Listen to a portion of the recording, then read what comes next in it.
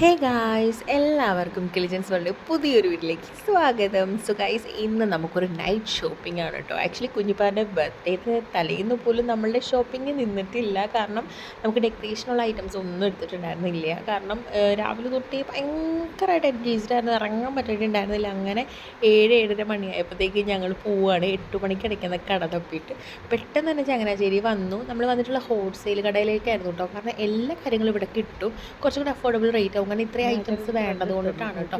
അപ്പോൾ ഏട്ടനും കുറച്ച് സാധനങ്ങളൊക്കെ മേടിക്കാനുണ്ടായിരുന്നു. അപ്പോൾ ഏട്ടൻ പോയി മേടിച്ചിട്ട് വന്നപ്പോൾ ഞാൻ ഓരോന്നായിട്ട് സെലക്ട് ചെയ്തു.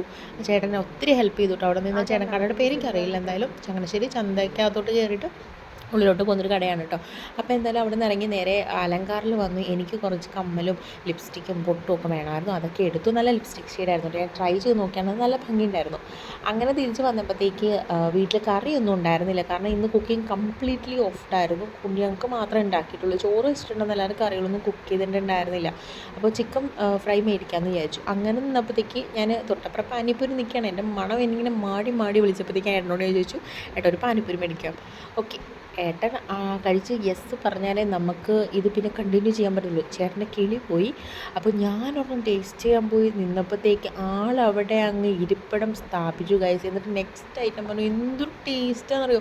സത്യം പറഞ്ഞ ഗൈസ്, ഞങ്ങൾ കോട്ടയത്ത് സ്റ്റാൻഡിൻ്റെ റെയിൽവേ സ്റ്റേഷൻ്റെ ഒക്കെ അവിടെ ആയിട്ട് പാനിപ്പൂരി കടയുടെ അടിപൊളി ടേസ്റ്റാണ്. സോ അത് പിന്നെ ബീറ്റ് ചെയ്തുകൊണ്ടുള്ള ഒരു ടേസ്റ്റാണ്. ഇനി ഏട്ടൻ എപ്പോൾ വന്നാലും ഇവിടെ നിൽക്കുന്നത് എനിക്ക് 100% ഉറപ്പാണ്. കാരണം അവിടുത്തെ പല വെറൈറ്റീസും ഞങ്ങൾ ഒരേ സമയം ട്രൈ ചെയ്തു. ആ ചേട്ടൻ നല്ല കോളായിരുന്നു കേട്ടോ. പാനിപ്പൂരി എന്നെ അടിപൊളി ടേസ്റ്റ് എന്ന് പറയുക ഗൈസ്. കാരണം ഏട്ടൻ ഇത്രയും ചില്ല് ചെയ്ത് കഴിക്കണമെങ്കിൽ അതിന് അത്രയും ടേസ്റ്റ് ഉണ്ടായിട്ടാണ്. കാരണം ഇതിൻ്റെ ഒരു പക്ക ടേസ്റ്റ് വരണമെങ്കിൽ നമ്മൾ ഈ മുംബൈ അങ്ങനെയുള്ള ഹിന്ദിക്കാരാണ് കൂടുതലായിട്ട് സൂപ്പർ ടേസ്റ്റിൽ ഉണ്ടാക്കുക കേട്ടോ. നമ്മൾ ഈ കേരളത്തിൽ ഫസ്റ്റ് ടൈം കഴിച്ചിട്ടുള്ളവർക്ക് കേരളത്തിൽ ബെസ്റ്റായിട്ട് തോന്നാം. പക്ഷേ ഏട്ടൻ കഴിച്ചിട്ടുള്ളത് മംഗലാപുരത്തു നിന്നൊക്കെയാണ് കൂടുതലായിട്ട്. അവിടെയൊക്കെ ഏറ്റവും കൂടുതലായിട്ട് ഉണ്ടാവും സാധനങ്ങൾ. അപ്പോൾ പുള്ളിക്ക് നോർത്ത് ഇന്ത്യൻ ഫുഡൊക്കെ ഭയങ്കര താല്പര്യമാണ്. ഞാനും ഇപ്പം അങ്ങനെ ആയിട്ടുണ്ട് കേട്ടോ, പയ്യനെ. അപ്പോൾ അതുകൊണ്ട് ആ ഒരു പക്ക ടേസ്റ്റ് വന്നാൽ ഏട്ടനത് മേടിക്കത്തുള്ളൂ. അല്ലെങ്കിൽ ഏട്ടനത് ഇഷ്ടമില്ലെങ്കിൽ അത് ചേട്ടൻ ഞങ്ങൾക്ക് കൂടെ മേടിച്ച് തരില്ല. അങ്ങനത്തെ ഒരു സാധനമാണത്. അപ്പോൾ എന്തായാലും അതെല്ലാം കഴിച്ചു. പിന്നെയും ഇതിൻ്റെ ടേസ്റ്റ് സഹിക്കാൻ വയ്യാണ്ടായപ്പോഴത്തേക്ക് ഞങ്ങൾ വേറൊരു സാധനം കൂടെ കഴിച്ചു. അതെന്ന് വെച്ചിട്ടുണ്ടെങ്കിൽ അണ്ണാക്കിലോട്ട് വെച്ചിട്ട് സത്യം പറഞ്ഞാൽ അതിനകത്ത് ഒരു സോസ് ഉണ്ട് ഗൈസ്. അതിങ്ങനെ തൊണ്ടയിലോട്ട് ഇറങ്ങുമ്പോഴത്തേക്ക് തൊണ്ടയ്ക്ക് ഇരുന്ന് നമ്മുടെ വെന്ത് പോകുന്ന ഒരു ചൂട് വന്നു. ഏട്ടൻ്റെ അണ്ണാക്ക് പൊള്ളിപ്പോയിട്ടോ. പിന്നെ രണ്ടാമത് ഞാൻ ഒരെണ്ണം എടുത്ത് തന്നപ്പോൾ എൻ്റെയും പൊള്ളിപ്പോയി. അപ്പോൾ എനിക്ക് സിറ്റുവേഷൻ എനിക്ക് മനസ്സിലായിട്ടോ. അങ്ങനെ ഇനി നിന്നാൽ പാനിപ്പൂരി കട കംപ്ലീറ്റ് തിന്നുമെന്ന് അറിയാവുന്നതുകൊണ്ട് ഞങ്ങൾ നൈസായിട്ട് അങ്ങ് വലിഞ്ഞു കേട്ടോ. അപ്പം രാത്രി ഞാൻ ചോറ് തിന്നാത്തതുകൊണ്ട് എനിക്ക് 2 ദോശയും തട്ടുദോശയും 2 ഓംലേറ്റും കൂടെ അടിക്കാൻ വേണ്ടി ഞങ്ങൾ വേറൊരു കടയിൽ കയറി കേട്ടോ. അപ്പോൾ ഇവിടെ നിന്ന് കഴിക്കാൻ നല്ല വൈബാണ്. അപ്പോൾ ഇവിടെ തന്നെ നമ്മൾ നോർമലി ബജ്ജിയും ചായയൊക്കെ കഴിക്കാം. അപ്പോൾ ബൂസ്റ്റും കിട്ടും. അപ്പോൾ ഞാൻ അവിടെ വന്നിട്ട് ഓംലേറ്റ് പറഞ്ഞപ്പോഴത്തേക്ക് ഏട്ടൻ ദോശ എടുത്തുകൊണ്ട് വന്നു. അപ്പോൾ ദോശ ഞാൻ 2 കൂടെ ഷെയർ ചെയ്ത് കഴിച്ചു കേട്ടോ. സത്യം പറഞ്ഞാൽ നൈറ്റ് ഷോപ്പിംഗ് എന്നും പറഞ്ഞ് തുടങ്ങിയിട്ട് ഇപ്പോൾ നൈറ്റ് ഈറ്റിംഗ് വ്ലോഗായി തുടങ്ങിയിട്ടുണ്ട് കേട്ടോ. അങ്ങനെ മുട്ടയും ദോശയൊക്കെ തട്ടിയിട്ട് ഞങ്ങൾ നേരെ വീട്ടിലോട്ട് പോയി. കുഞ്ഞിപ്പാറിൻ്റെ വിളിയൊന്നും വന്നില്ല കേട്ടോ. അവൾ കരഞ്ഞ് വഴക്കൊന്നും ഇട്ടില്ല. കാരണം പിള്ളേരെല്ലാം വീട്ടിലുണ്ടായിരുന്നു.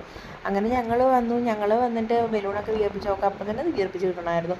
കുട്ടി വളർന്നു ഗൈസ്. അപ്പോൾ അത് നമ്മൾ കൊടുത്തു. അപ്പോൾ ചങ്കുട്ടിക്കും അവൾക്കും കൂടെ ഓരോന്നും വിയർപ്പിച്ച് കൊടുത്തിട്ട് അവർ തമ്മിൽ കളിക്കായിരുന്നു കേട്ടോ.